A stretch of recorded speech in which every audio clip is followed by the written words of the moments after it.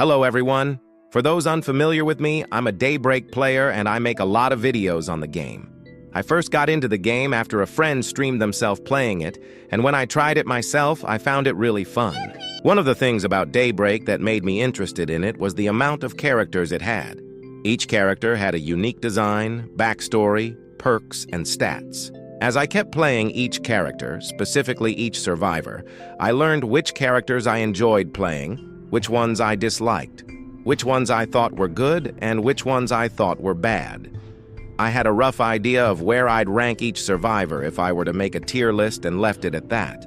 However, ever since Remisted, that imaginary tier list became outdated fast. And so, I'm going to be sharing with you all my updated yet early Daybreak Remisted survivor tier list.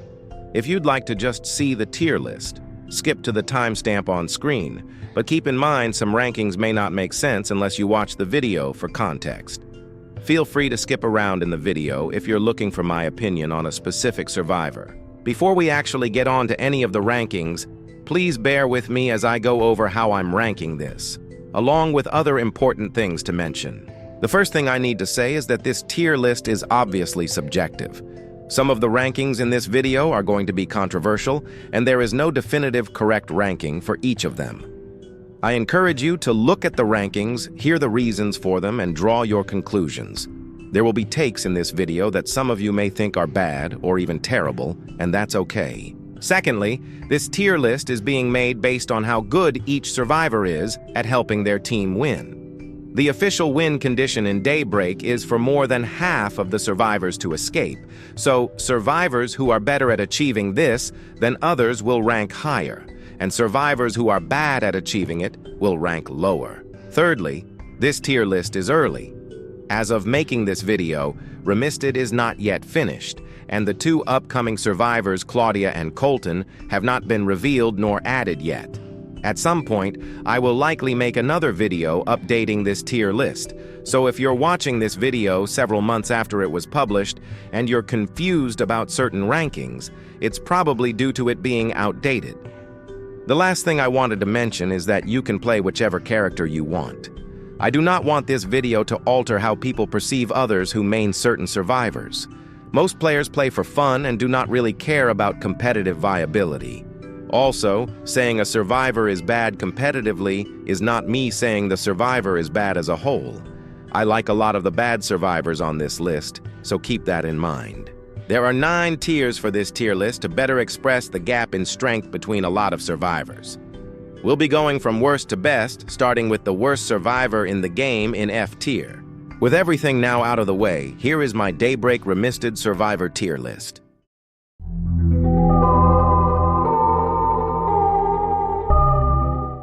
F tier is straightforward.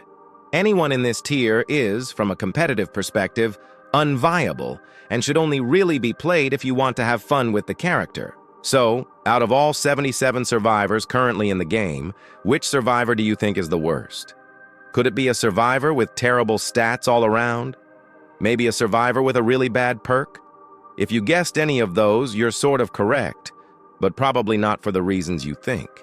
In my opinion, the worst survivor in all of Daybreak is Yuli. Where do I even begin with this survivor? Yuli does nothing for his team, nor does he help them win. He is only helpful when he's distracting the killer in chase, but killers can just choose not to chase him because he's useless outside of it. He has extremely bad repair and healing speed, so killers usually opt to just kill Yuli's teammates to win, rather than waste time chasing him. I know a lot of people are very confused right now, probably with reasoning along the lines of, Yuli is so good at surviving though, there's no way he's the worst. And it's a fair point, but it's also missing the bigger picture. Being able to survive chases against the killer does not make the survivor good in the slightest. Unironically, if Yuli's power is looping, what is he without it? If he doesn't get the opportunity to loop because the killer just ignores him, he physically cannot do anything besides repair and heal at very low speeds. He actively holds down the team when he could be playing a different looper that's able to repair and heal instead. Yuli may always be the last survivor standing, and they may always find the missed escape, but at that point, The survivor team, including Yuli, has already lost, so it doesn't matter. If there's one thing to take away from this video, please stop playing Yuli in competitive settings, as you're putting your team at a major disadvantage if the killer knows not to chase you. Alright, let's rip this band-aid off quickly because I know this survivor is really popular. The second worst survivor in this game, following quite close behind Yuli, is Nathan. The same reasons for why Yuli is bad also apply to Nathan. He's a survivor that killers can afford to ignore due to his lack of contribution outside of chase. On top of that, Nathan has possibly the worst repair in the game. The sole reason he does not rank lower than Yuli is due to his ability being something he can use to help others in chase. You might think this ability would bump him up quite high, but no. Body blocking in this game is practically impossible. The developers have given characters like Jun and Nathan hitbox priority, but every time they try to body block, it never ever works. His perk is far too unreliable to use to protect others, so it can only be used selfishly, which won't matter if the killer isn't even planning on chasing you. If Nathan's hitbox priority actually took effect, he'd be a lot better. But every time I've played against a Nathan or a body block character, I simply phase through them and hit my intended target instead, making him useless. It's a bit upsetting that the first time I talk about this survivor is immediately after they fell from S tier to F tier. No, this isn't an exaggeration. The bronze medal for worst survivor goes to Santino solely because of how badly he was nerfed. On launch, he was extremely powerful. He could slow the killer for 5 seconds every 30 seconds, and he could heal others quite fast. However, they rolled out a lot of nerfs that made him extremely bad. His cooldown got doubled, the slowness on the killer was entirely removed, and his healing speed dropped from 8 to 3. Now, his ability doesn't slow the killer, but rather gives Santino a speed boost and nothing more. He can't use it selflessly anymore, which is sad to see. The only use I can see from his perk is for him to use it, become temporarily undetectable, and sneak off to help someone finish a generator, even though he has bad repair speed. If the survivor he's helping is also an undetectable, he won't get them caught in the process. It's very niche, but it's one upside, and in this tier, any upside helps survivors rank above each other. I used to main this next survivor as they're quite beginner-friendly, but I cannot recommend playing Amari in a game where you want to win. He has the same stat problems as the previous survivors, so let me focus on how I think his ability is practically nonsensical. It's not unfair, no, it's just contradictory to his playstyle. Amari is meant to be a survivor that loops the killer whilst others complete generators safely. However, his perk contradicts that. After a few seconds in chase, by force, the next vault Amari does will turn him invisible for a few seconds. I genuinely don't know why this is a thing, because why would a looper want to get out of chase and encourage the killer to chase someone else? After Amari goes invisible, most killers realize they should switch targets anyway, and they realize they had tunnel vision. They'll likely switch targets to a gen rusher to correct this mistake. So in a sense, Amari actively helps the killer snap out of tunnel vision, which is very bad assuming the killer even bothers to chase Amari in the first place. With this pattern, you might expect this next survivor to be another looper, and you'd be sort of right, but not really. This next survivor is part of the most recent update, and they're officially a part of the support class. This survivor is Tancred. He's practically a combination of 3 characters into one: Dakari, Linden, and Nathan. Despite this, his support to the team is still very weak.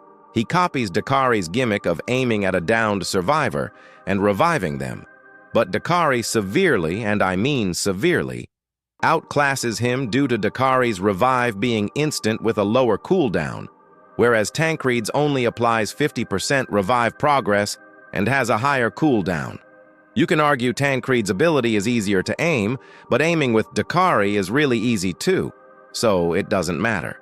He copies Linden's gimmick of being able to shield survivors from a hit from a safe distance. But while Linden can keep track of the survivor's stamina and can just click a button to apply a shield for 1.5 seconds, Tancred won't know the survivor's stamina and has to aim at the survivor, hit them, and even then it will only apply a shield for less than a second.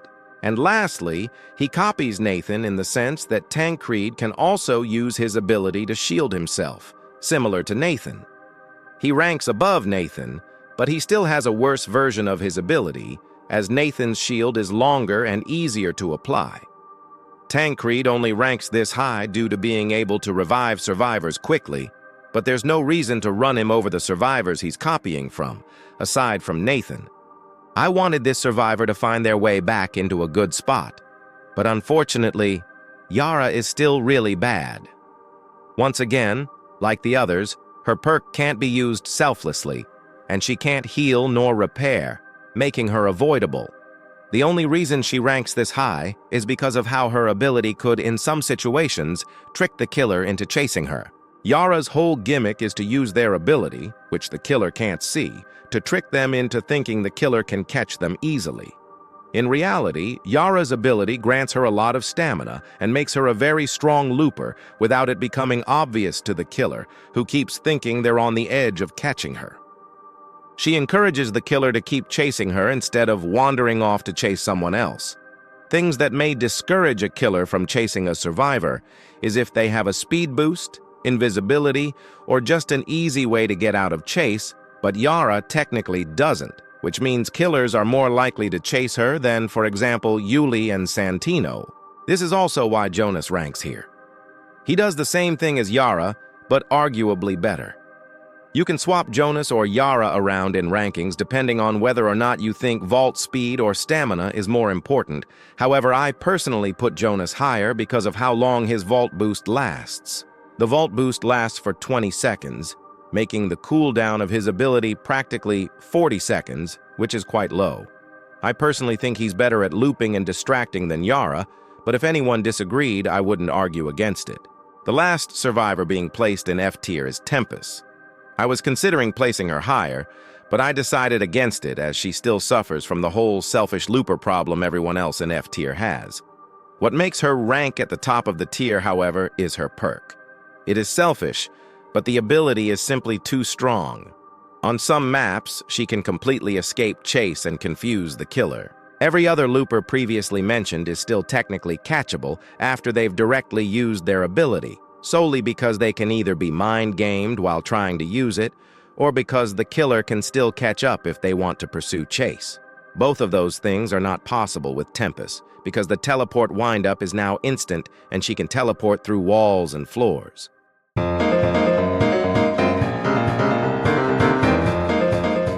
We're now on to D tier. Survivors ranked here aren't terrible, but still generally bad. They may have one or two things about them that are good, but there are far better options and too many downsides that make them extremely weak. The lowest ranking survivor in this tier is someone you might have completely forgot about, Johanna.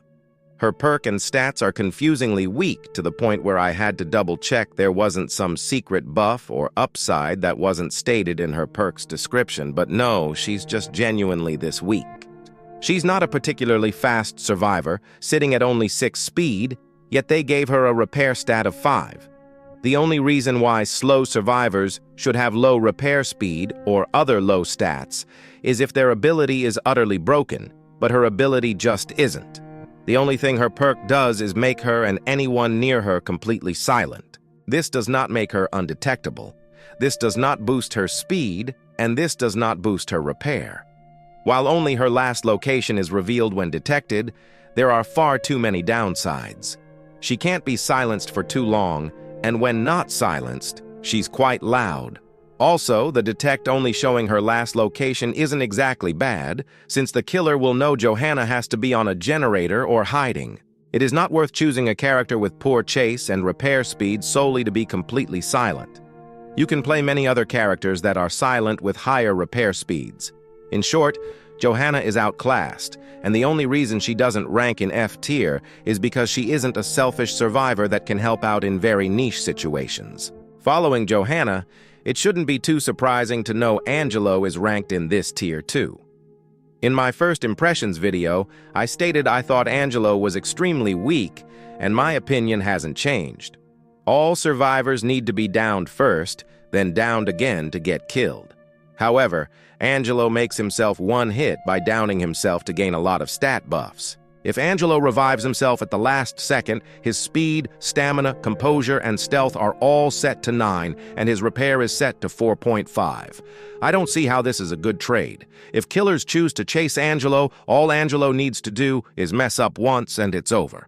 If killers choose to ignore him, he only repairs at a speed of 4.5, which isn't all too high.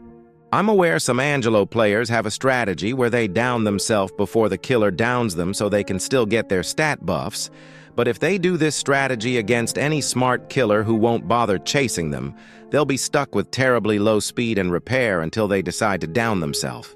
This isn't even including the fact that Angelo is easy to proximity camp. If the killer really wants to, there is nothing preventing them from staying near Angelo as he bleeds out and wait for him to revive himself last second. If Angelo stops, he risks bleeding out entirely. If he doesn't, he's in chase the moment he's up. And if Angelo tries to revive himself early, he doesn't even get the buffs. Simply put, Angelo is meant to be a fast looper with mediocre repair, but the downside of being one hit is too much. There are plenty of survivors with 8 speed and 4 repair that are better to use than Angelo. A lot of things can go wrong with this survivor, and he's high risk for an insanely low reward. Now, this next ranking is a little controversial, so please bear with me while I explain my reasoning. You aren't hearing this wrong. The next survivor in this list is Emil. Now, let me go over the good things about Emil first. His speed, stamina, and healing speed are really good, making him a fast healer capable of getting people up quickly and back on generators. Additionally, his perk grants him a shield and a permanent speed boost until it is broken, which essentially sets his speed stat to 11, which sounds extremely strong. So, how can he possibly be ranked this low? It's simply because, from my perspective, he's only strong at sustaining himself. Emil is meant to body block every time he gets a shield, then run away and return once the person he shielded gets downed, only to repeat the process over and over. However, not only does nobody do this, but the 1 or 2 times I've seen people try it, it fails, and I just phase through them. Emil is unable to body block just like Nathan despite his hitbox priority for some odd reason. If the whole mechanic of these characters simply don't work, then they aren't able to serve their purpose, and therefore just become survivors looking out for themselves. On that topic, let me try and explain more clearly why I think these kinds of characters are bad. While it is due to being ignorable, it's not necessarily that. The main problem comes down to team compositions. In a team with half of the survivors as loopers and half are gen rushers, all the killer needs to do is kill all the gen rushers and only 1 looper to win, which is quite easy if loopers are unable to help the gen rushers in chase due to having selfish perks. Now you might just be wondering, okay, what if we just make a full team of loopers? It sounds like a good idea until you realize how selecting characters even work. See, in Daybreak, all players in the lobby can see what survivors are being played and locked in on the loading screen. However, nobody can tell what the killer will be. This means that whenever there is a team of purely loopers with low repair, all the killer needs to do is switch to a gen locker, and the survivors will practically lose. Even if the killer decides not to choose a gen locker, generators will be fixed so slowly that the killer will have plenty of time to chase the loopers one at a time. So, when we apply this to Emil, no matter what team composition he's in, he'll be unable to repair generators fast enough before the killer kills off more than half of his team. Good healers are healers that can contribute outside of just healing, and while Emil's contribution is becoming unkillable, the downside is that he repairs slowly and can't protect his teammates, placing him in D tier. This is also why Elizabeth is ranked here too. Again, she's fast, but has terrible repair. So to make this more interesting, I'm going to explain why she ranks above Emil. Since Elizabeth can revive herself whenever she wants, unlike Angelo, if the entire team is somehow downed and the last survivor is in chase, Elizabeth can save the entire game by reviving herself and picking everybody up. Even though the win condition for the killer is to kill everyone, the game can still end if all remaining survivors are downed at the same time.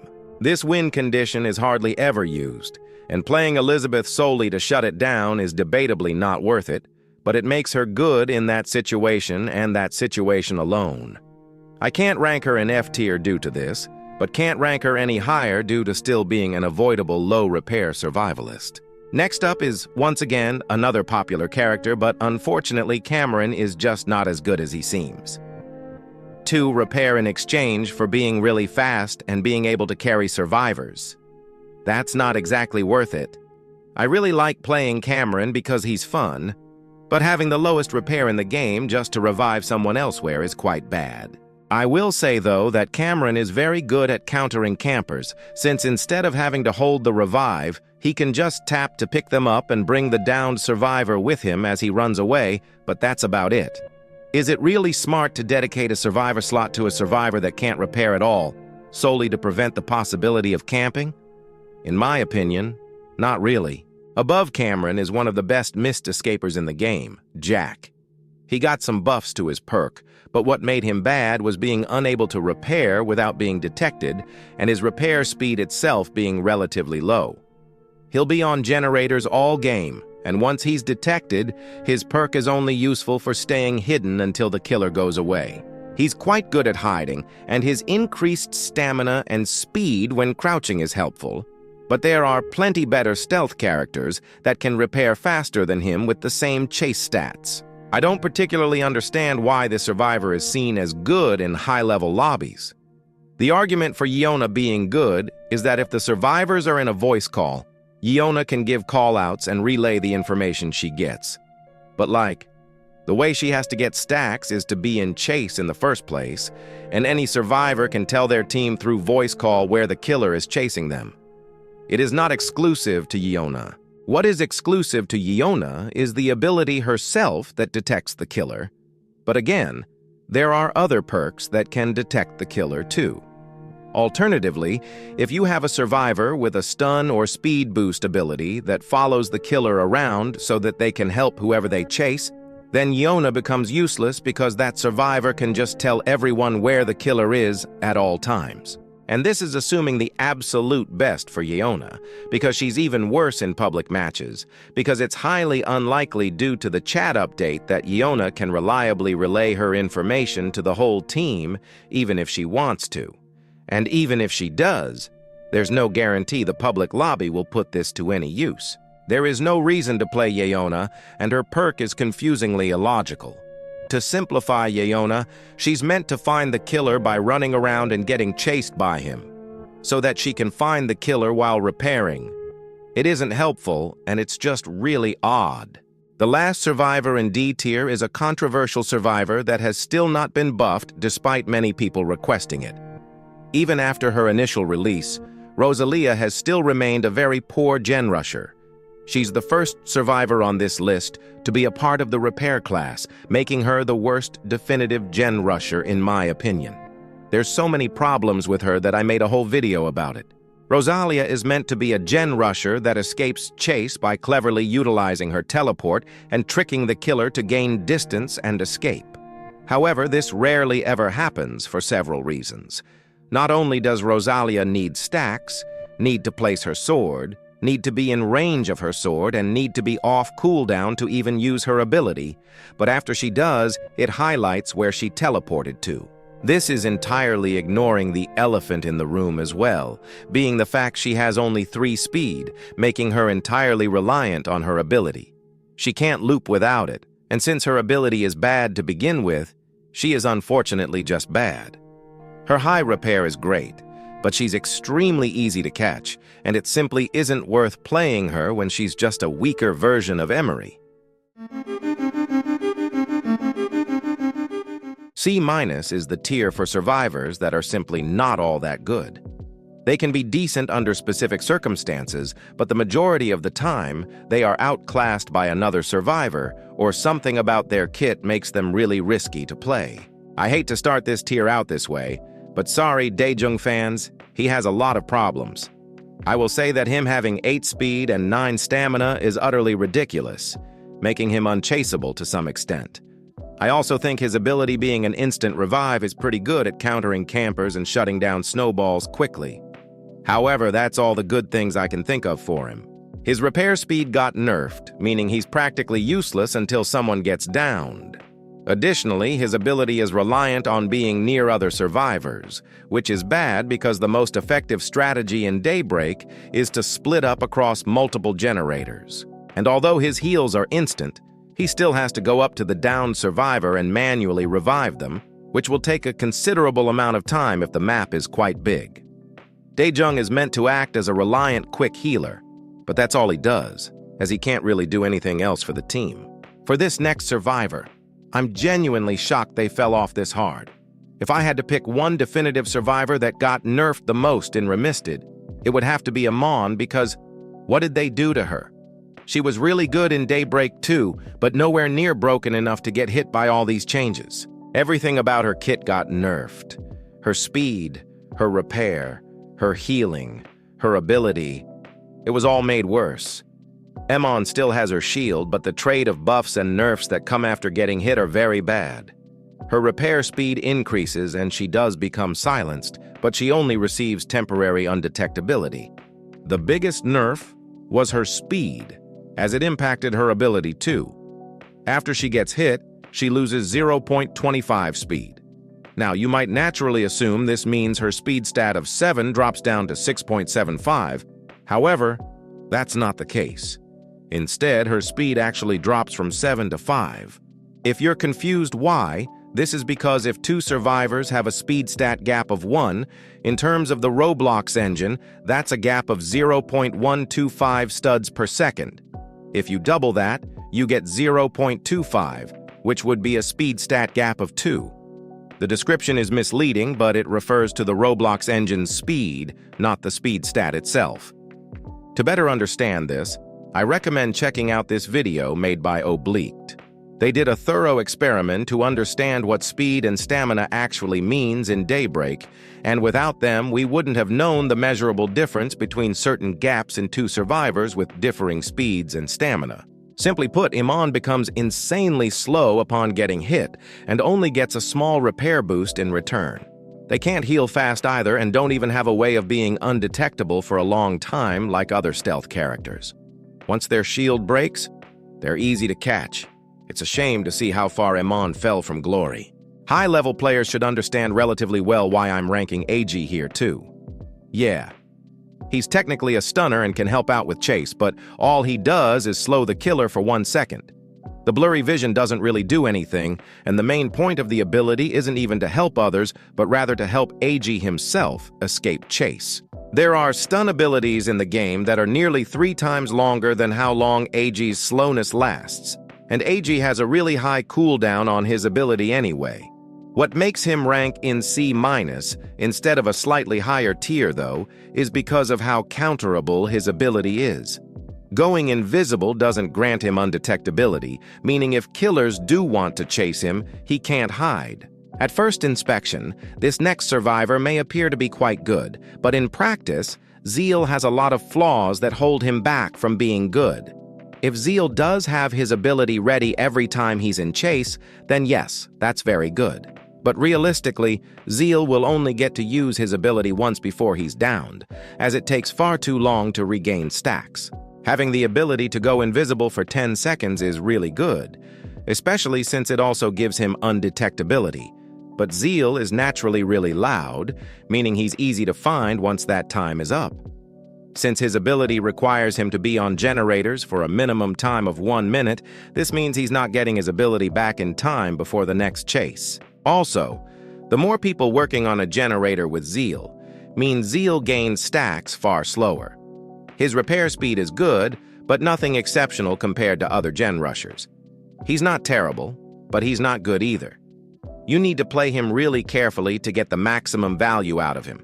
Now, this might be the first survivor on the list that high-level players will disagree with, but I still can't understand the strength of Parker. He can heal, he can repair, and he can boost any of his stats at any time for a few seconds.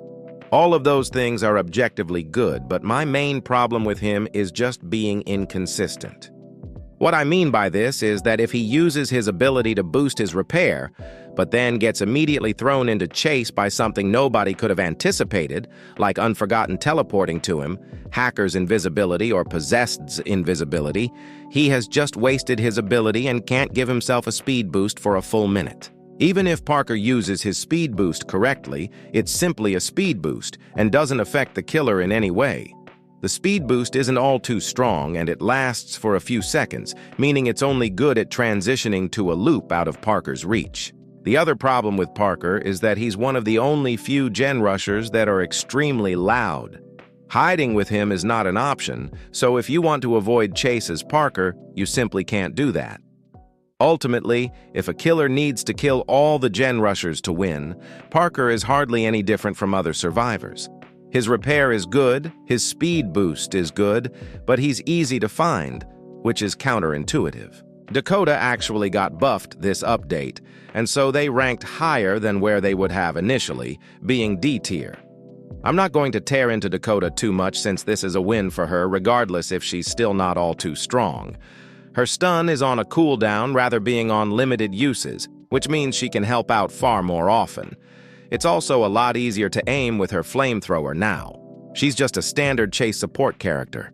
Her stun is pretty good, but given her weak repair speed and the fact her stun is a bit outclassed, I still think she's not the best option. Congratulations, though, to Dakota fans. At least she got buffed in Remisted. Now look, I get it. Callum can be extremely broken if used correctly, but he can also be really useless if used incorrectly, without much in between. His entire strength depends on how good his teammate is at looping to begin with. If his teammate isn't all too good, the stamina boost won't matter all too much. If his teammate is really good, it stalls a lot of time and keeps them in the round. The good thing about this ability is that Callum knows where his teammate is all the time and can activate the boost whenever he wants. But the cooldown is ridiculously long, and stamina isn't the only thing that helps survivors escape the killer. Survivors can still be mind-gamed or snuck up on, which has nothing to do with stamina. Callum basically fully invests in one survivor under the assumption they won't get snuck up on or mind-gamed and grants them stamina to help them in chase. If it succeeds, he's really good, but if not, he's really bad. He's a really inconsistent support character, and due to his inconsistency, he isn't reliable. He can only help one person out of all the other survivors, and it may not even matter. The survivor following after Callum is a really confusing character to a lot of inexperienced players. Becca. The description of her perk depicts it as something that grants Becca buffs over time, which is partially true, but not entirely. Becca's repair, composure, and stealth slowly increases when people are downed, but not her undetectability. After the first down, they start off at being 100% undetectability chance. Then, after another down, it lowers by 7%. This repeats for a few downs until it reaches 50%, before going back up to 100%. I don't know why this isn't explained in the game. This means Becca's undetectability is a lot more broken than people think, but as I've mentioned, she's still in this tier. Her undetectability is nice, but she starts off with stats of a generic looper and doesn't gain all too much repair upon a down for it to be worth it. It feels like she's meant to be played as a stealthy survivalist that is capable of finding the missed escape relatively easily. You can make a lot of arguments as to why she's good. But if her strength solely hinges on others getting downed, and if the buffs she receives from those downs aren't too powerful, then she isn't very good. She can eventually reach an insanely high repair speed, but at that point, the killer has probably already secured their win condition. The last survivor here is considered to be the main default character in the game, Gabrielle. She's a really basic gen rusher, having really bad chase stats in exchange for really good repair. She can complete generators quickly and can even keep track of where the killer is to avoid chase. Despite this, there's a few things I need to criticize. Her healing speed is the lowest in the game now, meaning she'll likely get herself caught if she attempts to go heal, so she has to stay on generators. The other issue is that she is relatively quiet, but not quiet enough to hide. Her tracker makes a loud noise, and even if she shuts it off quickly and hides in a locker or so, The killer can probably deduce that she's nearby hiding. What puts her at the top of this tier, however, is how her ability acts as a killer check. What I mean by a killer check is that at the start of the round, depending on Gabrielle's reading, she can immediately tell what kind of killer she's against before anyone gets in chase. For example, if the killer is experiment or ghost, her tracking device will stop working and appear orange. And if the tracking distance suddenly leaps from something high to low, then the killer is unforgotten. At high levels, she can then communicate this to her team early to warn them in advance, so nobody gets snuck up on. This matters a lot since Ghost and Unforgotten usually get early downs due to nobody paying attention or expecting them to appear in the round. Gabrielle is a good counter to a few killers in the game, but generally she isn't all that good. Her strength against specific killers bumps her placement up to the top of this tier, but it's not enough to get her out of it.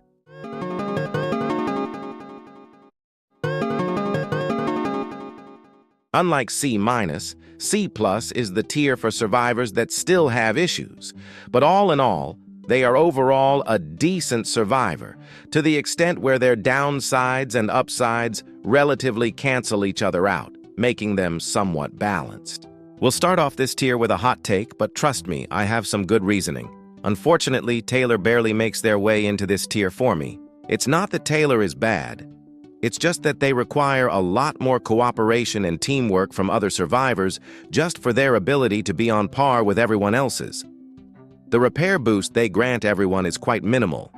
And like I said with Dae-jung, they encourage survivors to group up, which is a generally bad strategy. However, Taylor does have pretty good stats, being capable of hiding relatively well and also healing at quite a fast rate.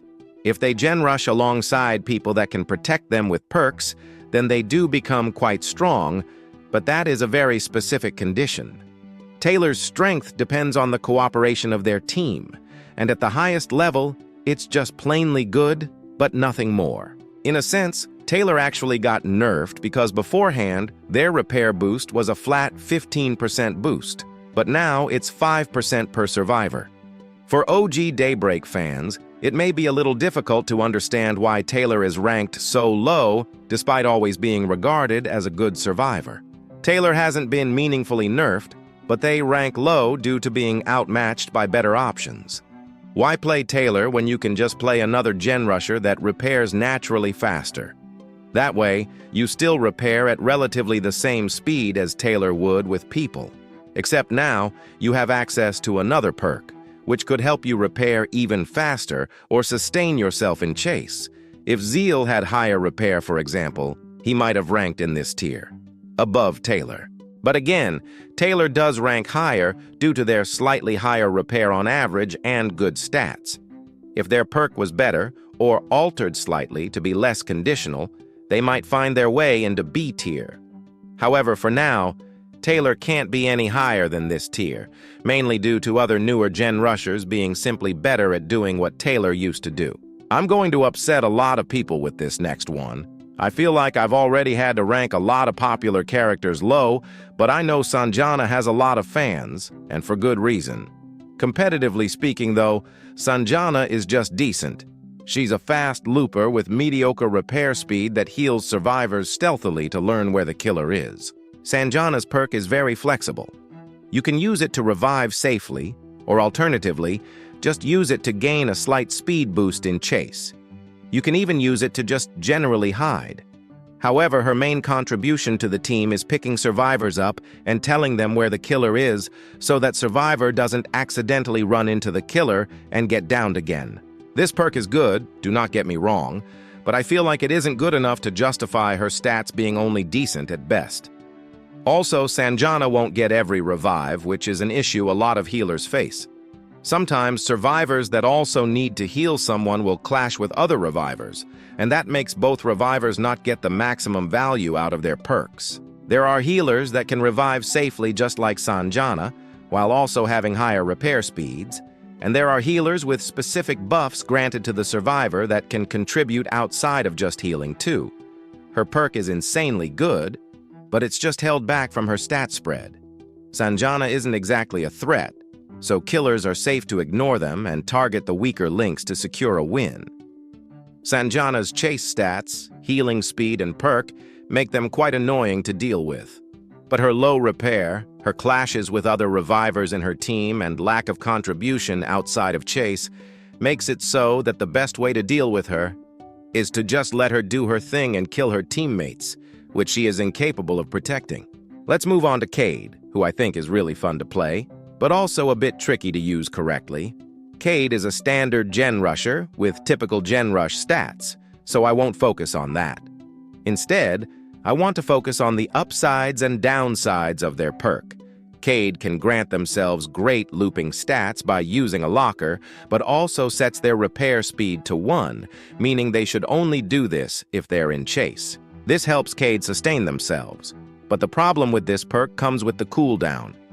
If Cade swaps into Bonnie in front of the killer, they can simply kick Cade's generator and leave them alone for a minute. Alternatively, if the killer is chasing Bonnie, Cade's persona, they can drop chase and wait for Bonnie to swap back to Cade, then chase them when they're unable to swap back. Killers control the pace of the game most of the time, and they can control Cade's contribution to the team by forcing them to swap personas. If Cade doesn't swap to Bonnie, he's easy to catch, and if he does, the killer can walk away while Bonnie is stuck with a repair speed of 1 for a full minute. Cade can be good, but you just need to be careful with your swaps. Javier has the potential to be an incredibly strong survivor, with a vault boost every time they avoid detection. Realistically, though, Javier is not going to get a lot of stacks, and therefore not many vault boosts. His stats are also too mediocre for it to amount to anything meaningful. He's not the best at chase, and his repair is only decent. I will say that the fact he isn't just undetectable, but also able to direct the detect elsewhere, is really good. I also like how he's able to open exit gates safely if the killer detects, since the killer will likely get confused and grant him enough time to open it and escape. There isn't much to say about Javier. His stats are a little weak, and his perk is very conditional, but good players can make him work. I originally ranked this survivor quite low, but I realized she was a lot better than I gave her credit for. Millicent is a good reviver. It's just that her stats do not support the role she's meant to play, and it puts her at major risk of being caught. Millicent can be really good at countering snowballs, since she can use her ability on multiple people without any cooldown. She also has perfect stealth stats and a nearly perfect repair speed. She is clearly a gen rusher that is able to heal people as a small bonus, but the problem is that those two playstyles are entirely contradictory. Millicent moves extremely slow, but her perk encourages her to get off generators and run to the person downed to revive them, then walk back to her gen. It just doesn't make sense, especially since it makes it highly likely for the killer to spot her and tunnel her. Also, even though her perk guarantees the person she uses it on gets revived, it does not guarantee a safe revive. This is because if the killer spots Millicent using her perk, they can do a bit of a lame strategy of camping the downed survivor, since they'll be forcibly revived as Millicent's ability is automatic and can't be paused. This means that the survivor will get back in chase instantly, with only a mist shield to protect them for 1 or 2 seconds. Lastly, while her stealth and composure is really good, it's not undetectability, which is more important. If she's spotted, she'll get chased and downed quickly, and there's no way for her to avoid this unless she hides from the killer in advance, which isn't an easy thing to anticipate. She's a strong gen rusher, but her perk actually holds her back a lot. A slightly better healer than Millicent is Arlo. A lot of people have been disrespecting him, saying he's useless now that the mist shield is a feature, and I really do not agree. He guarantees safe revives, grants a speed boost, and a shield. He not only protects them, but gets them away from the killer too. His stat spread is also relatively decent. The main issue with Arlo is his map dependence and killer dependence. If the map is too big, Arlo might take a while to go revive them, and the killer may not even be nearby anymore, making the perk pointless.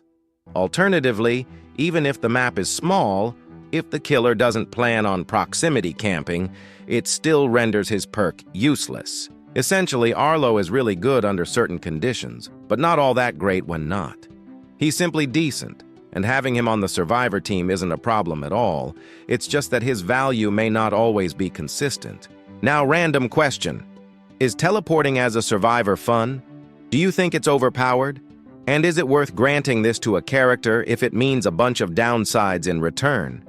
If so, you'll like playing Emery, who is basically just Rosalia but better at everything she's trying to do while also still having some problems. Let's address the elephant in the room.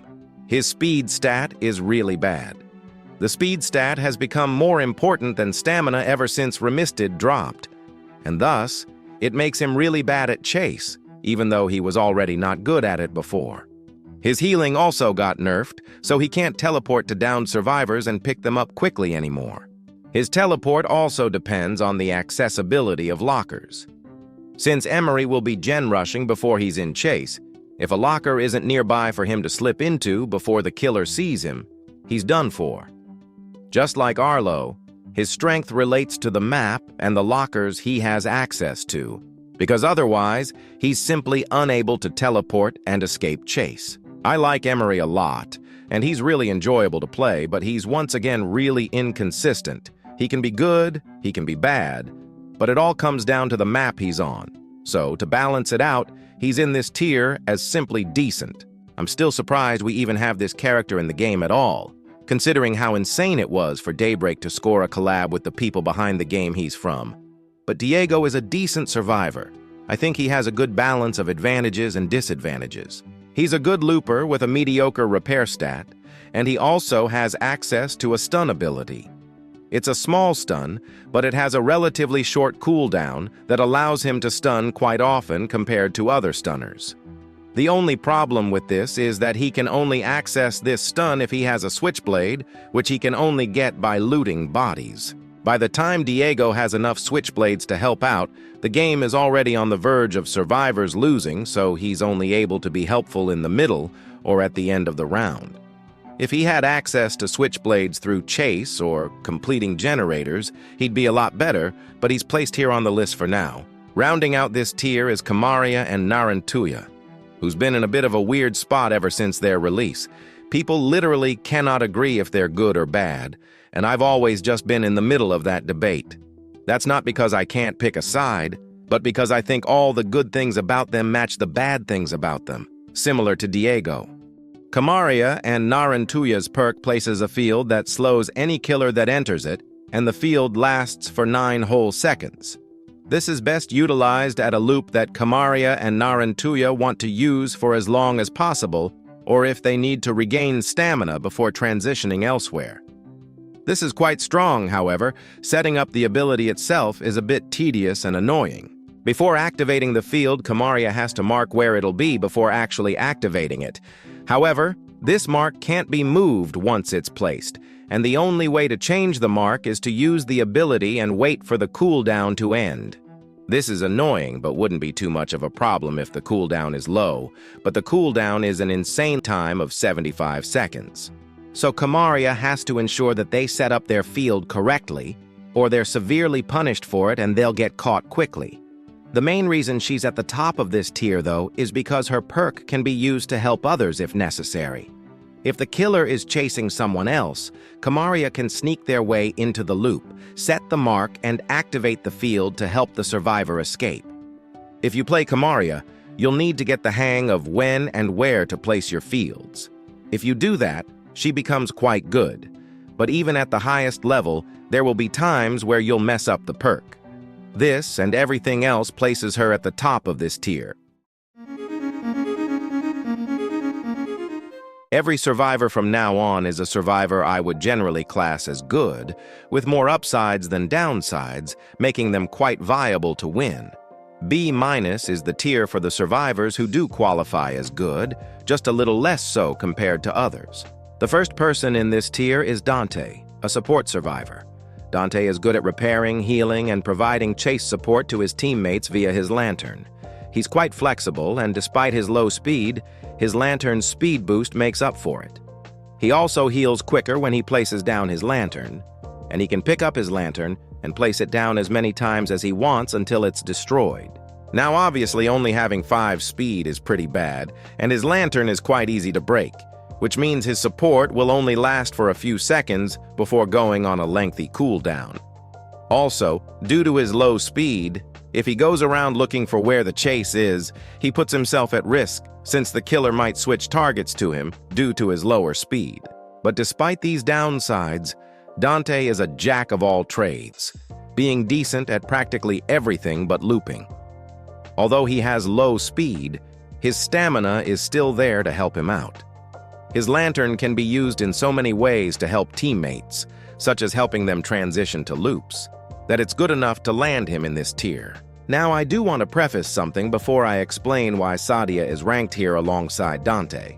I am fully aware of how crazily good she can be on certain maps, and her ability can be downright unfair when used on one-way vaults. The reason she ranks here is simply due to consistency and the realistic usage of her ability. Sadia can be a really good support character, but only if the survivor they want to support is in chase and is looping at something where a vault block would have value. For example, if a survivor is looping around a long loop, blocking the vault would make it harder for the killer to catch up. If it's a small or medium loop, blocking the vault probably won't do anything. Again, Sadia excels at blocking off one-way vaults, or vaults that would force the killer to take a longer route to get around it if it was blocked off. While some maps have fairly strong vaults like Empire Finance and St. Anne's, some maps don't. And even if some maps do, there aren't a lot of them, so the person in chase may be nowhere near them for Sadia to block off and help them escape. Sadia was also nerfed in Remisted, where her cooldown basically doubled. If the cooldown remained the same, she would be higher up, but she ranks down here due to map inconsistency, vault dependency, and her increased cooldown. Following after Sadia, you may be surprised to see Ryder ranked here. A lot of people I have spoke to have variously different opinions on his strength, with many saying he's not all too good, but a few players saying he's one of the best. Ryder is just good. Simple as that. He can see vaults, knows where to loop, and can highlight all players every time he vaults. The reason I've decided to place him this high, though, despite his ability only being good for looping and aura reveals, is because of the cooldown, alongside the strength of the aura reveal. You see, Ryder's perk, detail-oriented, has a 30-second cooldown, with the only requirement to activate it being to get near chase.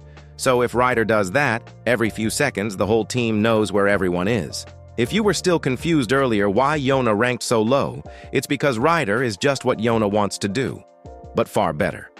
Ryder has better repair than Yona, has better aura reveal, and doesn't require communication to tell the others where the killer is, as his ability does it for him. Even as a looper, the ability to see where loops are if you panic can help stall chases for a few more seconds. I'm going to rewind for a quick second. Remember how I said earlier that body block characters are quite weak, mentioning a few examples, then ranked them quite low? You might have realized slowly that I haven't ranked one of them yet, despite me saying body blockers are bad. This isn't a mistake, it's just that Jun is a lot better than the other examples for a few reasons. He has 4 repair with pretty good skill and technique stats, allowing him to repair more than the others. Surely that's not the only reason he's ranked high, right? Yeah, that's all I've got. No, he's ranked way higher due to his ability being a little bit less conditional. Emil and Nathan have conditions behind their body blocks, with Emil's being that he needs to revive, and Nathan's being that he has to time it correctly. Jun, however, naturally has it and doesn't need to time it. On top of that, Jun requires 4 hits to remove from the game rather than the standard 2. This perk becomes even more broken with Iris's perk stacked on top of it, requiring a minimum of 6 hits to get rid of Jun, making him practically unkillable. And as I mentioned earlier, Jun has mediocre repair with good skill and technique, meaning you can't really ignore him as he can get gens done. With this said, I can't rank him higher because, as I stated, body blocking is still very unreliable, even if it's easier with Jun. And even though Jun isn't all too ignorable, his perk is best utilized selfishly, meaning he probably won't be getting in the killer's way when they chase gen rushers, which is the main thing killers do at the high level to win. Here's another hot take I'm going to randomly throw out there. I think Gavin has fallen off hard from Daybreak 2 due to his changes. I would definitely agree he was one of the best gen rushers in Daybreak 2 due to his incredible self-sustain, support, and repair, making him very useful and versatile. However, with Remisted, that versatility has gotten badly nerfed.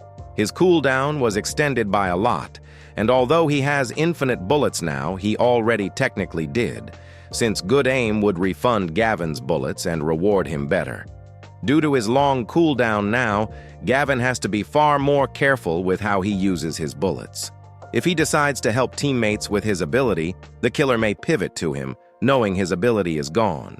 If he uses it to protect himself, and the killer backs away to chase someone else, he won't be able to help them. But more importantly, what makes Gavin a lot weaker is his inability to do ability trades. It's better if I just show this to you, rather than explain it. Here is a clip from Daybreak 2, where I was playing Warden, chasing a really good Gavin player. I had been chasing them for a while, and in an attempt to end the chase early and not waste time so I can patrol other generators, I use my ability on him at the next vault. In response to being slowed, Gavin, knowing he will get caught due to the slowness, decides to shoot me after I vault to negate all the value I would have got from that slowness. Now, both our abilities are on cooldown. You might think this isn't a problem as I can just wait to use my ability, but remember, Gavin's ability in this version of Daybreak was only 45 seconds, a cooldown far shorter than Warden's active ability and most other killer abilities too.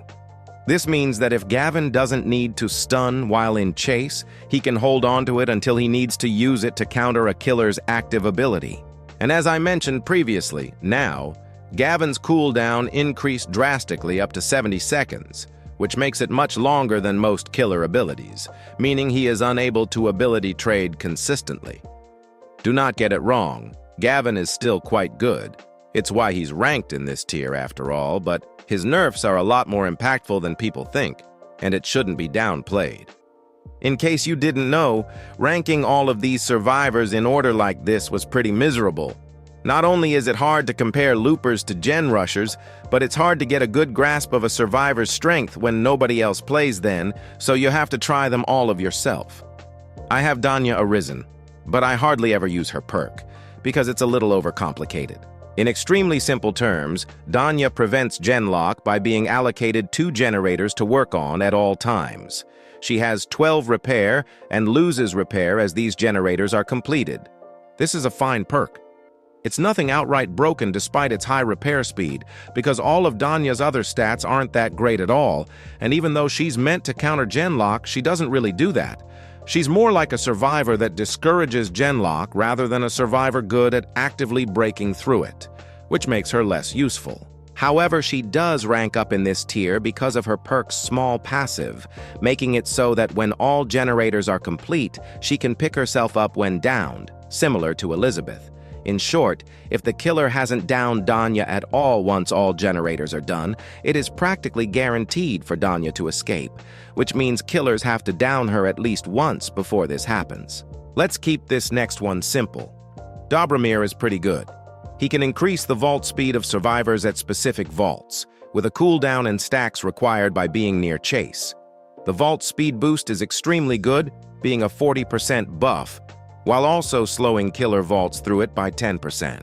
His strength is dependent on how many vaults he's able to set up near the chase, and also dependent on if the survivor is even able to transition over to the vault he has tagged. With a good team and tagged vaults at good spots, he can be a pretty good support. I wish people played him more. I am genuinely surprised they gave Song buffs in Remisted, and I am all for it.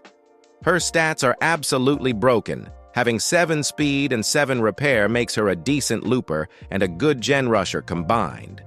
All of her other stats, such as her composure and healing, allows her to hide and heal people quickly. Off stats alone, she's easily one of the best. Unfortunately, her ability is just not all that good. All it does is allow her to detect the killer infrequently. You could argue this can be useful to help her hide or get ahead of chases, but considering how short the detect lasts, it's hard to gain much value from it anyway. Off stats alone, she's really good but held back by her poor ability. The final survivor in this tier is a survivor that really doesn't seem too good, and if anything, seems very similar to Emil, Jun, and Nathan. I wouldn't blame anyone if they would look at Riley and just see him as equal to, or even worse than Jun. I'll be justifying his placement slightly differently, by comparing him to Jun, as there is a bit of a debate on which of the two is better. Riley takes the edge in looping stats due to his increased speed, which can increase even more once he takes a hit. While Jun can tank an extra hit than Riley, Jun only gets a stamina boost upon hit, whereas Riley gets an insanely powerful and long-lasting speed boost. He's definitely the better looper. But he's definitely not better at repairing. Both of their perks are used selfishly, so when not in chase, their repair speed matters a lot. While they do have the same repair speeds, Jun has the edge in skill and technique, meaning he completes generators slightly quicker. As a bonus, he's slightly stealthier than him. On stats, Jun is better, but in terms of perk, there is an aspect of Riley's perk that makes him simply more versatile than Jun, that being the shield he receives for 10 seconds. During this time, after a hit, Riley is completely invincible and can do whatever he wants during it without the killer being able to punish him. With this shield, Riley can do several things to advance the game or even save his team from losing. If his team is all downed, he can take a hit while reviving someone and just keep reviving them.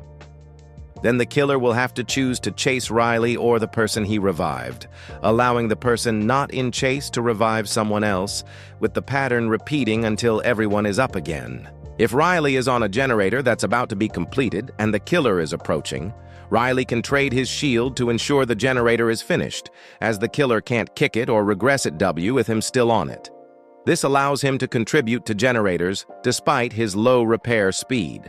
And even if you've heard this reasoning before in this debate, there is another thing Riley can now do that Jun can't do. This is exclusive to Remisted, because Riley can now theoretically use his shield to ensure the exit gates are opened without interruption. So although Jun and Riley are relatively the same in design philosophy, Riley's shield allows him to make use of his stats far more than Jun. It's a little ironic. Jun was designed to be a selfless body blocker, but due to the problems with body blocking, he excels at self-sustain and selfishness. In contrast, Riley was designed to be a selfish looper, but due to his shield, he is best played selflessly.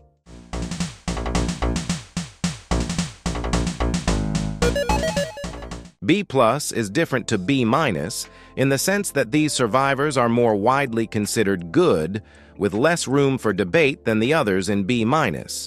They're more reliable, less map-dependent, and generally stronger survivors. The first survivor in here is extremely underrated, and to be honest, I swapped their placement with Riley's at the last second, solely because I believed Makoto is far more important to their team than Riley is.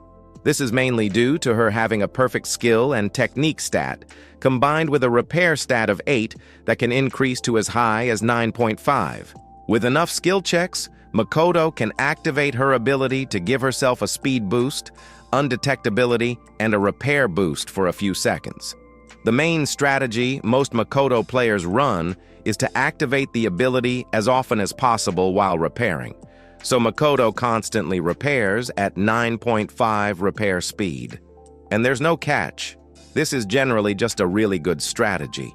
Another strategy with Makoto is just to use the ability as intended, where instead of spamming the ability, you hold it until the killer approaches, then utilize the speed boost that lasts for 10 seconds to get away, before getting back on a generator to make use of the following repair boost. She can loop somewhat decently, repair super fast, go undetectable, and run away after being on a generator to avoid chase entirely. At the highest level, Makoto is a reliable gen rusher that more people need to give her credit for. Right after Makoto is a survivor who has the potential to repair at insanely high speeds, up to a repair stat of 20 thanks to their perk. As a gen rusher, Petunia's sole goal is to repair as fast as possible while sustaining themselves. Petunia is also decently stealthy, which is more important for gen rushers than it is for loopers due to obvious reasons. She's in this tier due to her insane repair, but is placed near the bottom of the tier due to her ability possibly being a burden in some situations. If Petunia wants to run away without being noticed, for example, their perk, Little Helper, will tell the killer that Petunia is nearby. Also, it takes a second for Petunia to pick up her helper, which will halve her stacks and reduce her repair speed. However, if she doesn't pick up her helper when the killer approaches her due to the second it takes to pick it up, if the killer kicks it, she will instead lose all of her stacks, and she'll have to get them all back if she somehow gets out of chase. I really used to view this guy as mid in Daybreak 2, and in Remisted I still relatively thought that. But over time, I've began to realize the strengths of having a Kelvin on your team. I kind of tried to deny Kelvin's slowness to the killer wasn't impactful enough, but I have to admit, it is noticeable and it is annoying, and alongside the slowness, the aura of the killer is revealed to everyone. His sonar dart is easy to aim and is safe to use from afar. I'm also fairly sure he was buffed, since I don't remember him having 7 speed and 7 repair back in Daybreak 2. He has really good healing too, so he has really good stats all around. I'm not sure how to elaborate. He detects the killer, slightly slows them, and then goes back to generators with a high repair speed. He's good. Oh, Tabitha, how people slander your name in terms of viability. Let's get one thing clear, Tabitha is good. I don't know where the sudden shift came from, but lately people have been saying Tabitha is bad, which makes no sense. She is the biggest counter to Unforgotten, who is a really strong killer, and her perk is generally super good for communication and safe revives. She has a mediocre repair speed, but it's still good enough to meaningfully contribute to generators. Her healing speed is great, her looping stats are great, and she becomes completely silent after someone is downed. She and the person she picks up can also see the killer, but the duration is a few seconds longer than Sanjana's. Hence why Tabitha ranks higher. I can't even counter the arguments people make for saying she's bad, since they use the same points as me but just claim that it's not good enough. Like, what do you mean Tabitha's perk isn't good enough? She guarantees safe revives, counters a meta killer, becomes silenced, and helps the person she revived avoid the killer. Sorry, but Tabitha is a lot better than people think. You know who else is better than people think? Lisa. Sure, she's a bit map-dependent, but there is no denying how unbelievably strong she is on open and big maps, where she can provide speed boosts to anyone in chase from 1,000 miles away. Her speed boost is very good, and it has quite a low cooldown, meaning she can use it consistently if she has line of sight of the chase. She's also stealthy, able to heal fast, and able to repair quite fast too. She's a gen rusher and support hybrid that works a lot better than Millicent, because Millicent's perk encourages her to go near where the killer previously was, whereas Lisa's perk encourages her to stay back so the killer can't get to her. The only thing holding Lisa back is her lowered performance on smaller and more compact maps. It's about time I finally mentioned Akil in this tier list. Now, I used to think Akil was a little overrated, but he got buffed in Remisted by receiving a lower cooldown and being able to gain stacks at practically all times on a generator. In return, they nerfed his healing, but I think that's a good trade, as a pure gen rusher shouldn't really be the one going out to heal others anyway. With his lowered cooldown, it also means he gets more boosts on the generator, and his boosts matter a lot. These boosts may seem similar to your standard increases in repair speed, but they're not. It's not really stated, but Akil is quite good at countering genlock due to his perk. This is because, unlike most gen rushers, he's able to repair fast despite any repair reductions placed on him. Regardless of Akil's repair speed and how it is affected by reductions, he will always provide an 8% boost to the generator that will never be reduced or increased, making him consistent. It's also worth mentioning that, just like Taylor, he won't make any noise or explode the generator if he misses a skill check, meaning players who aren't paying attention as him won't get punished. A lot of people in the Daybreak community think Akil is one of the best gen rushers in the game, so if you're a little confused as to why he's ranked a bit lower than you expected, it's because there are 3 other underappreciated anti-gen lockers that do better at gen rushing than he does. Yan is not one of these 3 survivors, but she does rank above Akil in this list. Okay, yeah, she does rank this high because of her being the best survivor to use on Haverhill, but that's besides the point. I said this earlier, but survivors good on one specific map or on a few maps can't be ranked high. They're ranked based on their average performance across all maps. Yan on Haverhill, however, makes it so that the killer is basically seen at all times. It is ridiculous. Don't worry, this one map didn't impact her ranking too much. She's naturally good outside of Haverhill, too.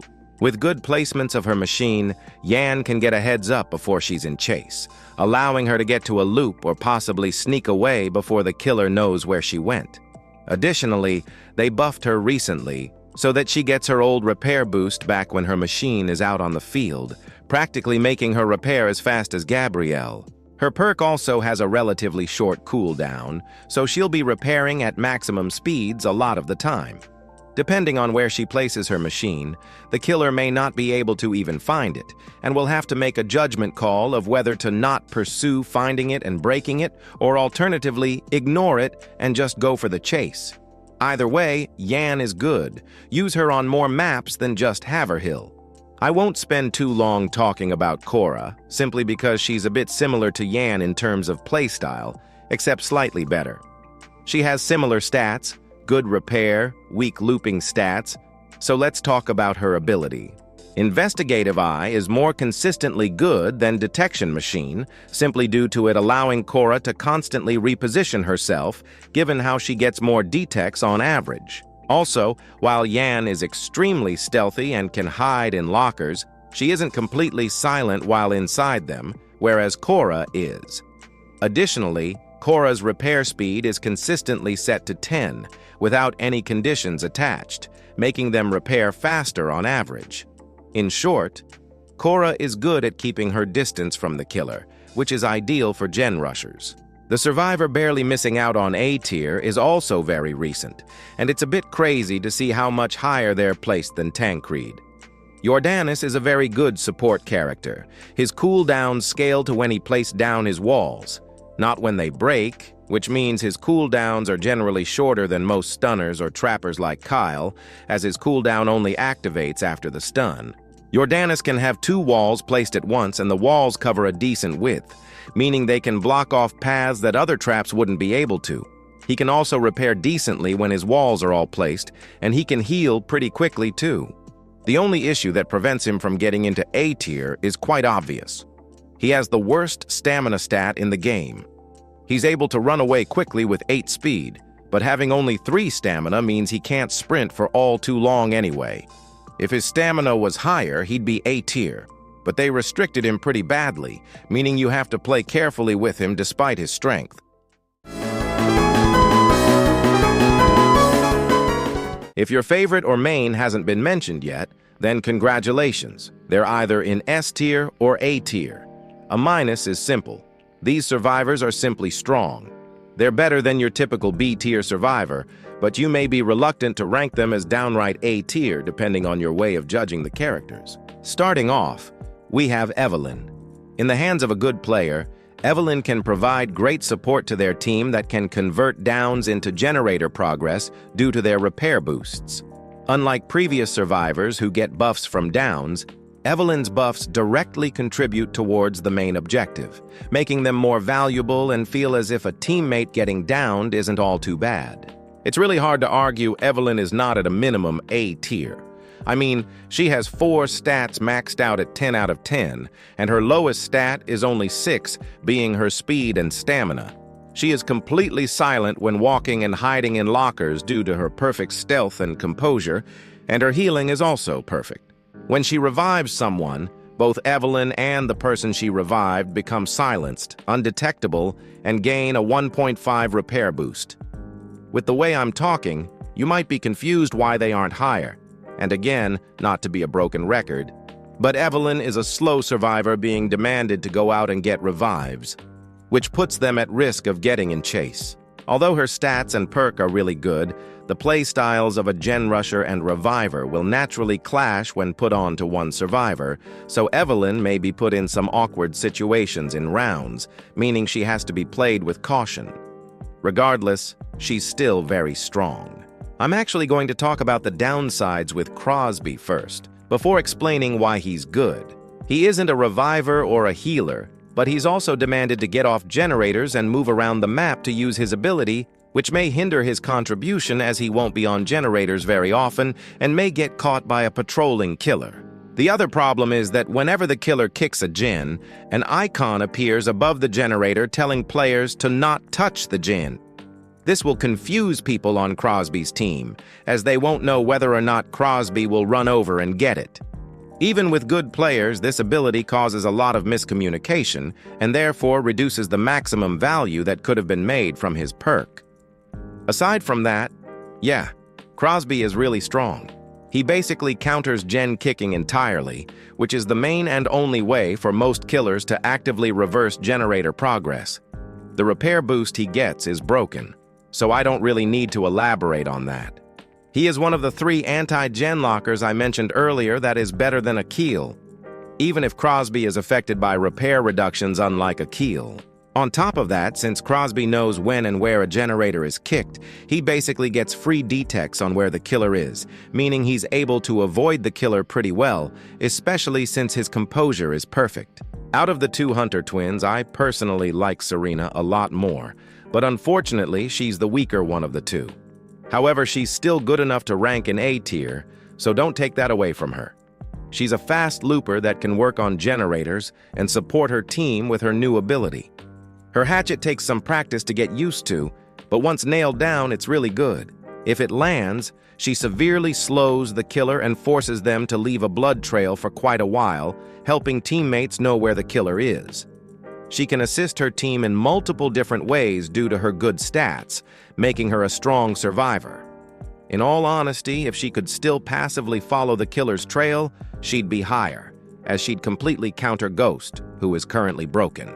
If this was a Daybreak 2 tier list, the following survivor would be nowhere near A tier.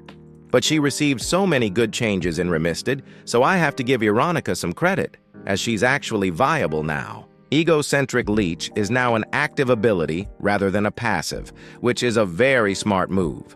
On use, she gets a shield of 10 seconds, a ton of bonus repair, and a speed boost. Sound familiar? That's because it's practically Riley's ability, but able to be used several times with higher repair speed and better skill and technique stats. She can use her ability for several things: finishing a generator, tanking a hit, or just running away without getting caught, as her composure got buffed to make her completely silent. And the cherry on top of all of this is that her healing speed isn't absolutely terrible now, meaning she can do practically everything, such as looping, repairing, and healing. She's really strong now. I'm going to do something a little different, and I'll be ranking 2 survivors at once. This is because the following 2 survivors are practically the same, and are currently the basis of a debate within the Daybreak community. The question in the debate is simple: which stunner is better, Mamo or Raynor? And in my personal opinion, I think the survivor with the slight edge is Raynor. They're practically the same character now in Remisted. Their stats and perk operate nearly identically. Both of them have 8 speed, 7 stamina, and 3 repair with mediocre healing. Their perks are also similar in cooldowns and stun time, so this really comes down to the specifics of what you think makes a good stunner. On one hand, Mamo's stun lasts for less time than Raynor's, but Raynor's stun has a wind-up animation that can allow the killer to dodge and capitalize. Ultimately, I think Raynor is better. When these 2 survivors can't contribute through repair, their stuns need to be as good as possible, and both of them are. But Raynor's extra stun time and speed boost is slightly more convenient to use. Mamo is punished less for missing and has an easier stun to land, but Raynor's stun is a few milliseconds longer with a longer speed boost and a shorter cooldown. It's close, but Mamo is slightly weaker. As these 2 survivors are practically the same, they're both placed here. Again, they're both extremely strong, and I wouldn't argue with anyone who thinks Mamo is stronger. This is just my take on the discussion. You're all going to hate me for this next one. And you know what? Fair enough. But I just need you guys to understand that I really like Renee. I just think she's not overpowered to the point of being broken. Like with some survivors, yeah, she can grant 2 points to speed or repair to practically any character, including MVPs like Iris. I'm not denying the strength of Renee at maximum potential, but I am saying this. Realistically, Will Renee always have access to a +2 boost to the stat she wants, and also grant it to the person she wants, without wasting some time in the process? And another question, is it really worth dedicating a whole survivor slot solely to boost other survivors? If you want to boost your team's repair, why not play a gen rusher? I'd only say Renee is good at boosting speed for gen rushers or supports, and that her repair boost shouldn't really be used. Additionally, using the boost on yourself is not the smartest at all, because it's a waste. There's no reason to play Renee and spam buffs on yourself when you can just play a survivor that's good at looping or repairing. It sounds like I'm saying she's bad, but she's not. Obviously, her speed buffs make her extremely good, but I don't understand the current agreement that she's an S-tier survivor in need of a nerf. If you use her buffs smartly without wasting time walking around deciding who to give it to, she's strong. And that's it. Meet the potential man of this game. The survivor who, quote-unquote, is completely unfair at highest maximum potential. And to be fair, that isn't necessarily wrong, but how realistic is it for a Linden player to hit all of their shields? Linden is a bit odd to rank, as it depends on the skill of the player. I'd even argue he's the most difficult survivor in Daybreak to master. If Linden can't land a single shield, he's useless and practically F-tier. But if he lands every shield, he's the best survivor in the game. You might think this would cancel out and land him in a middle tier like other survivors, but no. He's still a strong survivor, and the skill required to master him makes sense given how good he is if you don't miss anything. There's two things about Linden to keep in mind. The first is that he is map-dependent. On compact and small maps, he can't really see what's happening in chase through walls, and has to have line of sight to reliably time the shield. And the second thing is that even if Linden times the shield correctly, the killer might mess up, which wastes his shield. The last thing about Linden preventing him from reaching S-tier is the addition of a new killer that completely counters him. Rocketeer. It is already difficult to time shields, but it is practically impossible to shield a survivor against Rocketeer. In the hands of a pro player, he's frustrating and overpowered, but he has many disadvantages that could be exploited.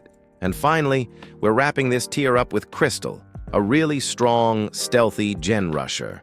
With her recent repair buff, it's undeniable how useful she is to her team.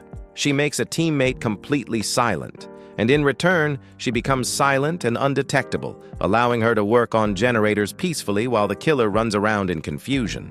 The only two problems with her is that she isn't very fast if she does get caught, and once her teammate gets killed, she has to find someone new to immediately give her quartz to.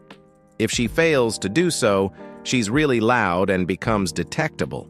Even with undetectability, killers may still actively look for Crystal to get her out as fast as possible. But the fact killers even do this proves that she's a strong survivor.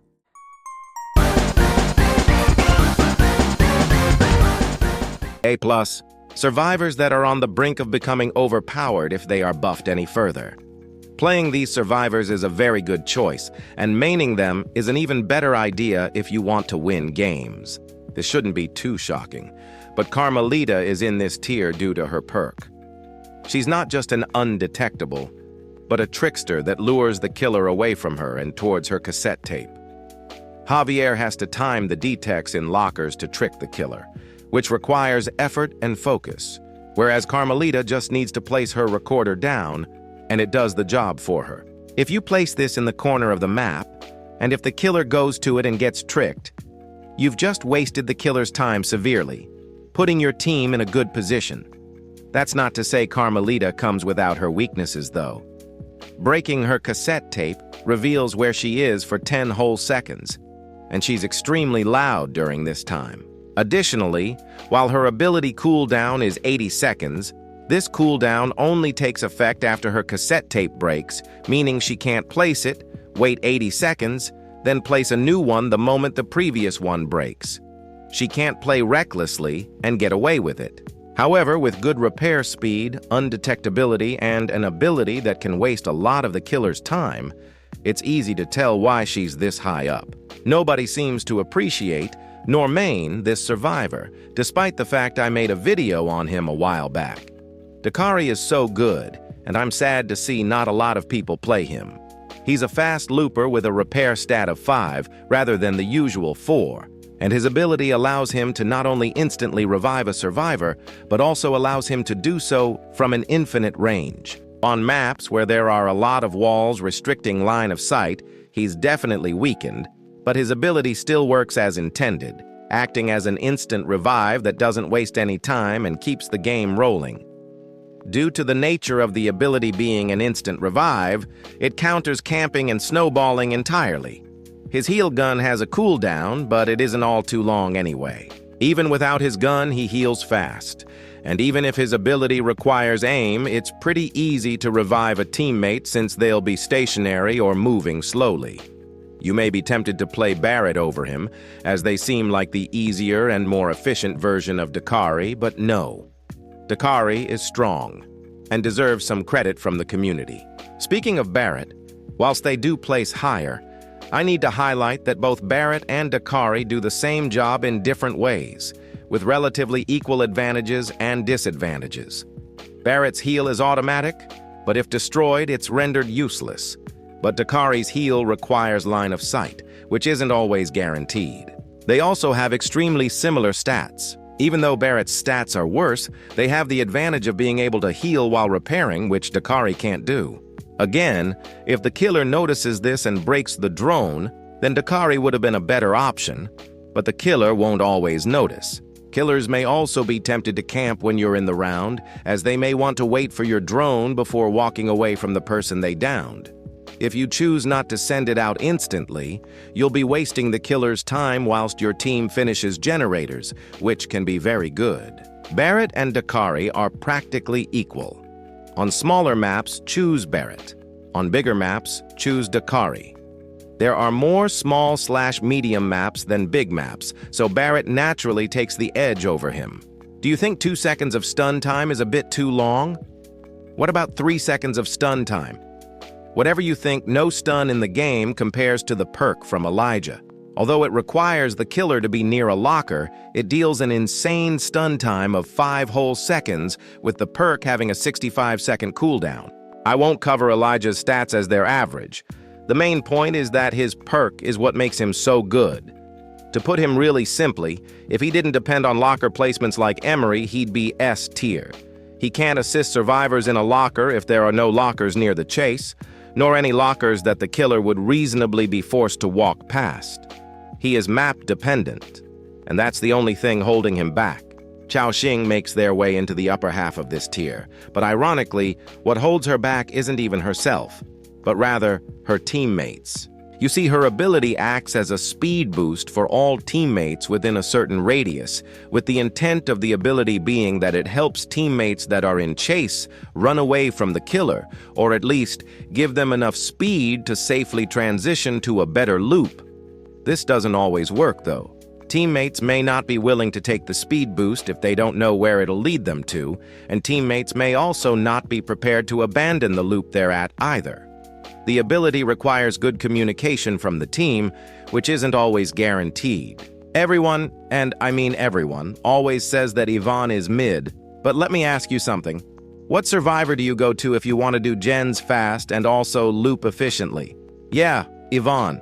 Saying a character is mid, then always relying on them when you want to lock in is contradictory. We can just say it how it is. Yvonne is still good despite the nerf she received forever ago. She is a survivor with 8 speed, 6 repair, and an ability that grants her even more speed and repair upon downs and detections. How can a survivor like this be bad? She's an all-rounder that covers both bases very well. The killer can't ignore her because her repair is too high, but they can't risk chasing her because her speed is too high. She makes killers uncomfortable, which is the whole point. All-rounders are either hit or miss in Daybreak, but the ones that hit are survivors that heavily invest in both looping and repair, and nothing else. Yvonne isn't broken since she doesn't have the highest repair ever, nor does she have the highest speed ever. She's still catchable, but if a good player plays Yvonne, killers will need to invest a lot of time to get rid of her. Alright, listen. I've been hyping up a lot of takes in this video as hot, but you might have seen them as relatively cold depending on whether you agree or not, but this is genuinely the hottest take in the video. I know this because every time I mention it, people say I'm biased. I'll just say it without any heads up. I think Adriana is better than Kiara. I'm going to compare them in terms of 3 different categories: repair, stealth, and overall survivability. Let's start with repair. They both have a repair stat of 6, so this seems even. However, Kiara's perk grants her an extra repair point per survivor repairing with her. Given how her perk tells people to go to her generator, Kiara will be repairing faster than Adriana on average. But in terms of stealth, Kiara isn't as good as she seems. Kiara's undetectability chance is inconsistent and luck-dependent, whereas Adriana's is guaranteed as long as she's on a generator or not moving. Even if both Adriana and Kiara both get detected, Adriana is completely silent in lockers, whereas Kiara isn't. Adriana takes the stealth category. With the last category being survivability, this includes a mixture of how good a survivor is at avoiding the killer or actively surviving chase against them. Let's start with Adriana. Adriana excels at not even trying to get into chase. After all, if she's undetectable in a locker or on a generator, how can the killer even initiate chase? If the killer happens to stumble upon Adriana's generator, if she reacts quickly, she can sneak into the locker without the killer suspecting anything. It may not always work, but it will work more times for her than Kiara. However, let's assume Adriana gets into chase. Even after all that stealth, Adriana has access to 8 speed and 6 stamina, making her quite fast with a stamina bar she must carefully manage. In contrast, Kiara's looping stats are 7 speed and 7 stamina, making her more consistent in chase. Her speed can also be boosted depending on the survivors nearby, so she definitely has the higher chase potential. However, there's an important part about Kiara's survivability that people fail to realize. Kiara is not truly undetectable. And I don't mean that in the sense that her undetectability is luck-based. What I mean is that even if she goes undetected, the killer will still know where she is. Think about it. If the killer detects and someone is undetected, and the killer sees 2 people on a generator, where do you think the Kiara is hiding? Most likely with those 2 people. Even if Kiara isn't with those 2 people, the problem with her ability is that she has to be with people to be undetectable, but there's no guarantee the people she'll be with are undetectables themselves. If the killer can detect the person she's gen rushing with, she also gets detected in the process. She is not truly undetectable. Additionally, remember how I ranked Taylor low, due to them encouraging a bad strategy to make survivors group up? That is also the same strategy required by Kiara to maximize her value. Kiara encourages a bad strategy to get value, whereas Adriana does not. Kiara can repair faster than Adriana, yes, but Adriana can repair better than Kiara if they're both repairing alone, as Kiara is more likely to get caught, whereas Adriana won't due to her undetectability. Kiara's maximum potential is higher than Adriana's, but Adriana performs better than Kiara on average. Adriana can loop, repair alone, hide reliably, and become undetectable easily. And whilst Kiara can also loop, she can't do any of the other 3 things Adriana can. Ultimately, Adriana is slightly better. And hey, if you disagree, that's perfectly okay.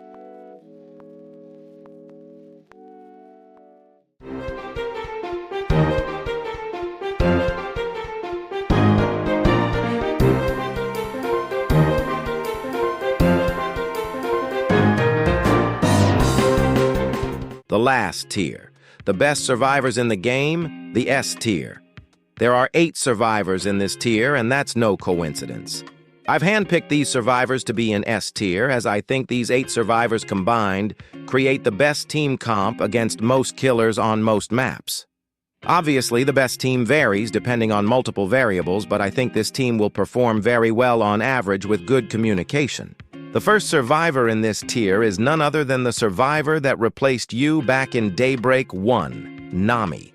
She got an entire rework, and she's absolutely insane. At a glance, she's just a basic, slow character. But if you look at her ability, it's a slowness effect for 3 whole seconds. And in practice, the slowness effect is so drastic, it is practically a stun. Unlike most slowers or stunners, they need to aim their ability or get close to the killer, putting themselves at risk of missing, but not with Nami.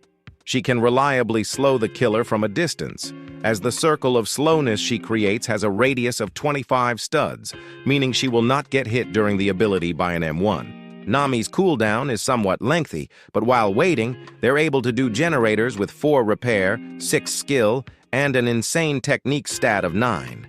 She's easy to use, annoying to play against, and overall an extremely powerful survivor capable of sustaining herself and her teammates. Next up is Ren.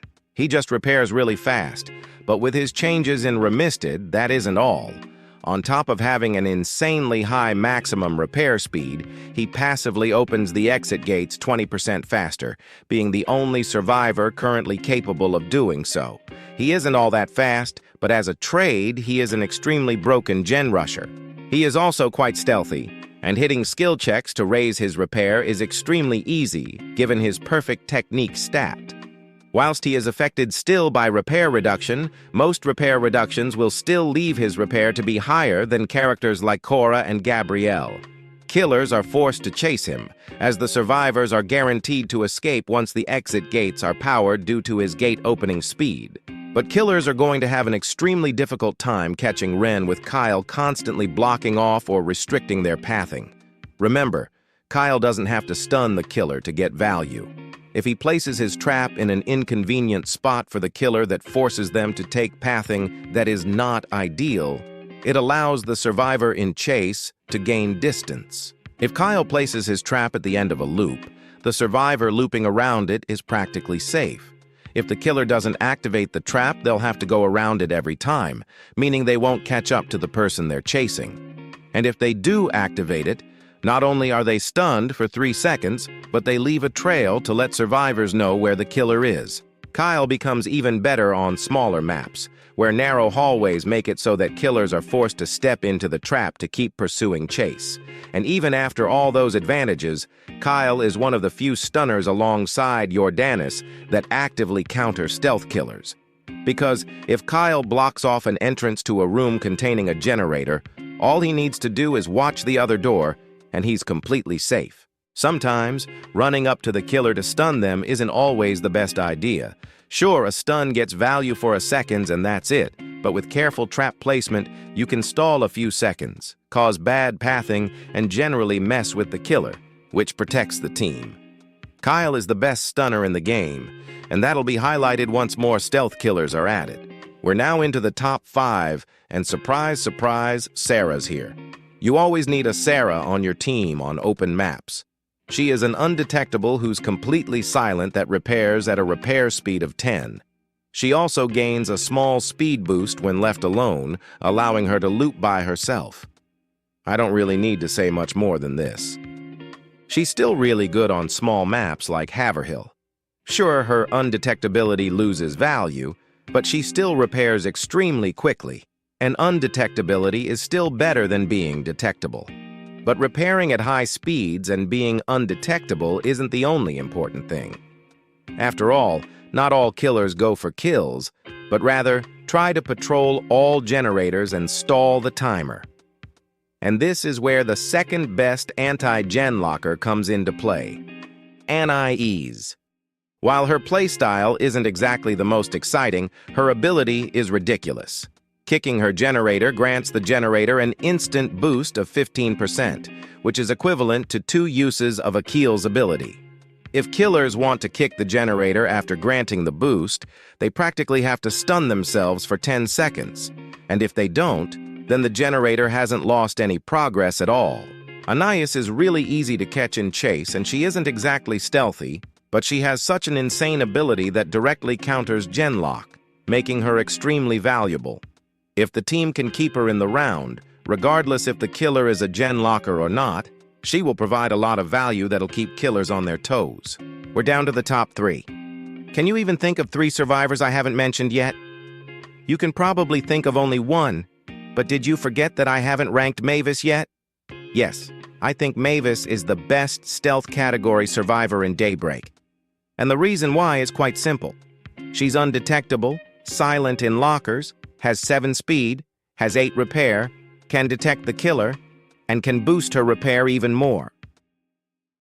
I genuinely don't know what else to put here. I kind of summarized all the things that make her broken in one paragraph, so I'm just going to move on. But if you want a more in-depth explanation on why Mavis is so good, check out Loading's video on her.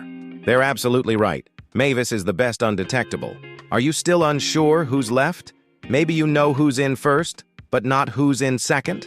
Well, I'll give you a few hints. The second best survivor in the game, in my opinion, is a gen rusher. This survivor is also able to counter gen locking. And lastly, they were added alongside another survivor as a part of a completely unexpected collab, possibly being the biggest Daybreak collab to date. Ted. Ted is so underutilized that it actually drives me crazy. Every time Ted completes a gen or loots a body, he gains a battery, which will grant the generator he's on an instant 10% boost to its progress.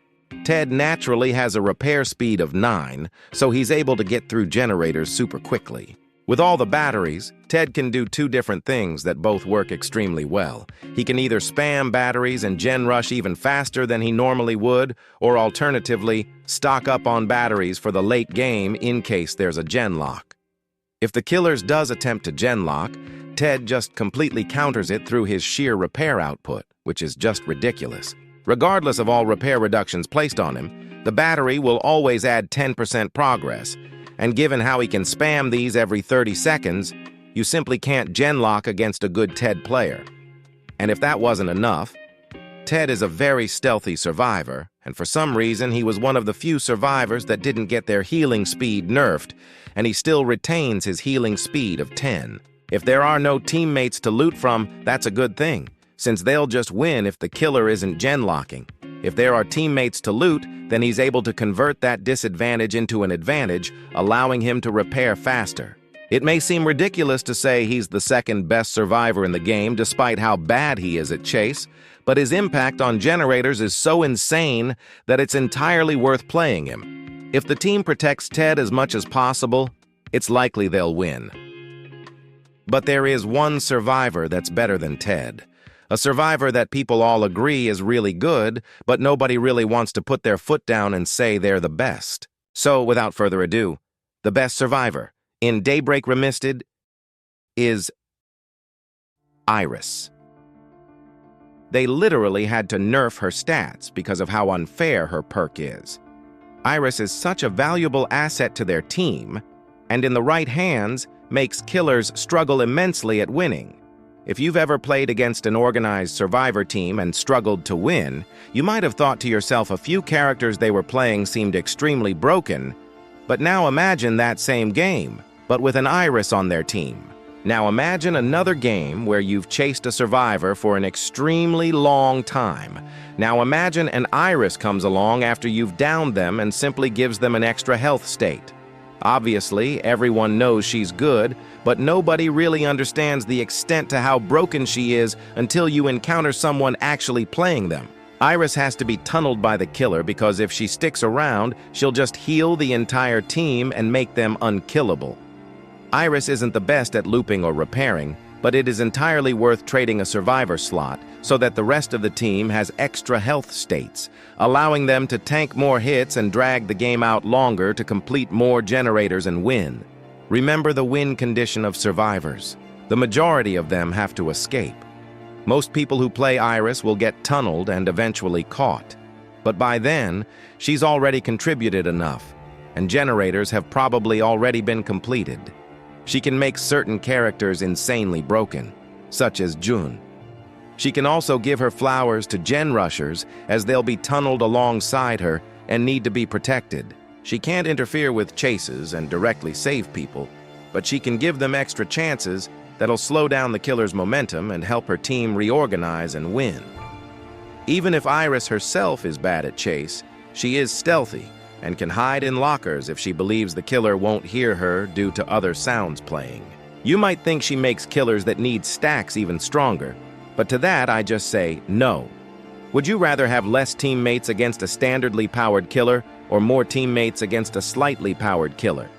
Obviously the latter, because the former leads you closer to losing, which is clearly not what survivors want. If a survivor team is encouraged to play around protecting Iris, and if killers are encouraged to tunnel her the moment they're spotted, it is counterintuitive to suggest she's not the best survivor in the game because survivors want to protect their MVP and killers want to remove them. It's essentially common sense. I am never making a video this long ever again. Okay, that's a bit of a joke, but this video was so time-consuming to edit and produce, just for it to probably be outdated fairly soon without many people really caring to click on it. But hey, it is what it is. I made this video for fun after all, and I wouldn't want it any other way. If you enjoyed this video, please consider liking and subscribing, as that'll help keep me motivated to make more content like this for you guys. As I mentioned at the start, this was all just my opinion, and obviously shouldn't be taken as fact. Go get other opinions, go watch other Daybreak creators, look at all the survivors yourselves, and form your own tier list. There is no objectively correct tier list. Anyway, thank you once again for watching, and if you'd like a tier list video covering the killer side, please let me know, as it should be considerably shorter than this video, given the fewer characters to analyze. Feel free to roast my bad takes in the comments as well. I know I'm going to look back at this list and be so confused as to why I said certain characters were good or bad. That's all. Bye now.